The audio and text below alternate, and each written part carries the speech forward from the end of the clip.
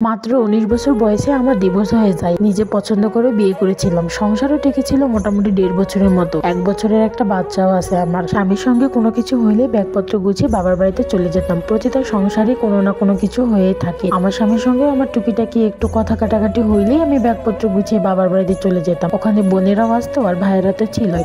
এরপর বাবার বাড়িতে যেয়ে নিজের দোষগুলোকে না বলে সবসময় স্বামীর দোষগুলোকে তুলে ধরেছি। তখন আমার পরিবার থেকে আমার স্বামীকে ফোন দিয়ে অনেক উল্টাপাল্টা কথা বলেছি। আমার ছোট বোন তো ইতিমধ্যে অপমানও করে। তখন আমার মনে হয় ঠিক হয়েছে, আমাকে এত বড় কথা বলে আমাকে নিজের মতো করে চালাতে চাই, এখন ঠিক আছে, এখন বুঝুক মজা, এমনটাই আমার মনে হতো। এভাবেই চলতে থাকে। তারপর একটা সময় আমার স্বামী আমাকে নিতে আসে। সবকিছু অভিমান ভুলে হয়তো চলেও যায় সংসারে গিয়ে আবার কিছুদিন সংসার করার পরে হঠাৎ করে আবার একটা কারণে আমাদের মাঝে তুমুল ঝগড়া সৃষ্টি হয়। সেই ঝগড়া হতে হতে আমার স্বামী আমার গায়ে হাত তোলে। সেই গায়ে হাত তোলাকে কেন্দ্র করে আমি আবারও ব্যাগপত্র গুছিয়ে আমার বাবার বাড়িতে চলে আসি।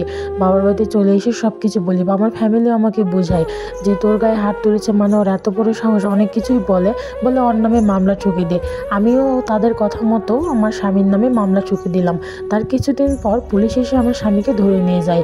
এরপর আমার শ্বশুর বাড়ি থেকে কিছু আত্মীয় স্বজন এসে আমাকে বোঝায় যে তাদের ছেলেকে যেন আমি বের করে আনি এবং সংসারে যেন ফিরে যায়। কিন্তু আমি কিভাবে যাব? আমি তো যেতে পারবো না, কারণ আমি নত হতে চাই না। আমার মাঝে অনেক একটা জেদ কাজ করতে, যে জেদটাকে আমি কখনো ভাঙতে পারতাম না। আমার ফ্যামিলি আমাকে সবসময় বলতো যে ছেলে তোর গায়ে হাত তুলেছে, তোকে মারধর করে, তোকে বকাবকি করে, সে কখনোই ভালো হবে না। সবার কথা তো আর আমি মানতে পারি না। আমিও তো জানি সেই মানুষটা কি এতই খারাপ, সেই মানুষটা কি শুধুই আমাকে মেরেছিল, নাকি আমি উল্টাপাল্টা কথা বলেছিলাম জন্যই মেরেছিল। নিজের দোষগুলো কখনোই ধরার চেষ্টা করি না, কিন্তু দিন শেষে এটাই বুঝতে পারলাম যে আমি আমার নিজের ভুলের জন্যই আমার আজ এই করুণ পরিস্থিতি। এমন অবস্থায় আমার স্বামীকে আমি জেল থেকে বের করে আনি। তারপরে আমি সংসারে ফিরে যাই না। আমি কোনোভাবে চাচ্ছিলাম না আমাদের ডিভোর্সটা হয়ে যাক, কিন্তু আমি মুখেও বলতে পারবো না যে আমাকে সংসারে ফিরে নিয়ে যাও, কারণ আমার জেদ বেশি। আমি আমার স্বামীর কাছে নত হতে চাই না। তো এইভাবে চলতে থাকে। আমার স্বামী কখনো আমাকে বলেও না। আমার এইসব অত্যাচার সহ্য করতে করতে একটা সময় সে আমাকে ডিভোর্স দিয়ে দেয়। এরপর আমার ডিভোর্সের কাগজ আমার বাবার বাড়িতে চলে আসে। আমার বাবা ভাই সবাই তো অনেক রাগ করে, অনেকটা ক্ষেপে যায়, গিয়ে বলে এত বড় সাহস, ডিভোর্স লেটার পাঠায়। তারপর আমিও চাই যে তার যেন পিঠ থেকে যায়, সে যেন আমাকে নিজে থেকে নিয়ে যায়। তাই তো কোর্টে হাজিরার দিন আমার ভরণ পোষণ বাবদ আমি যত টাকা হওয়া কথা তার থেকে দ্বিগুণ বলে দিলাম। সে যেন না দিতে পারে, আমাকে যেন আবার ফিরিয়ে নিয়ে যায়।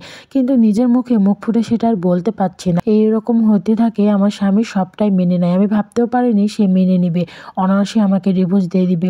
সে তাই করেছে, অনায়াসে আমাকে ডিভোর্সটা দিয়ে দিয়েছে। কিন্তু এটা আমি কখনোই মন থেকে চাইনি। আমি যতবারই মুখ দিয়ে বলি না কেন আমি ডিভোর্স চাই, কিন্তু আমি মন থেকে কখনোই এটা চাইনি। এইভাবে আমাদের সারাসারিটা হয়ে যায়। তো আমার সন্তানকে নিয়ে আমি বাবার বাড়িতে থেকে গেলাম। শুনেছি আমার স্বামী বিয়ে করেছে, তার ওই ঘরেও একটা সন্তান হয়েছে। সে মোটামুটি এখন ভালোই আছে, হয়তো ভালোই আছে, আর ভালো থাকবেই না কেন। মেয়েটা হয়তো সবকিছু মেনে নিয়ে তার সঙ্গে অনেক ভালোই আছে। আর এইদিকে আমি বাবার বাড়িতে 3 বছর থেকে পৌঁছতেছি। এদিকে ভাই বোনেরা যে যার মতো সুন্দর করে সংসার করতেছে, স্বামী সন্তান সবাইকে নিয়ে ঘুরতে যাচ্ছে, কত আনন্দ করতেছে, কত কিছুই করতেছে। আমার শুধু এগুলো দেখে কষ্টে বুকটা ফেটে যায়। আমি কাউকে কিছু বলতেও পারি না, কোনো কিছু করতেও পারি না। ঘটনাটি কিন্তু অবশ্যই বাস্তব জীবনের সঙ্গেই জড়িত। তো বন্ধুরা, ভিডিওটি ভালো লাগলে অবশ্যই পাশে থাকবেন।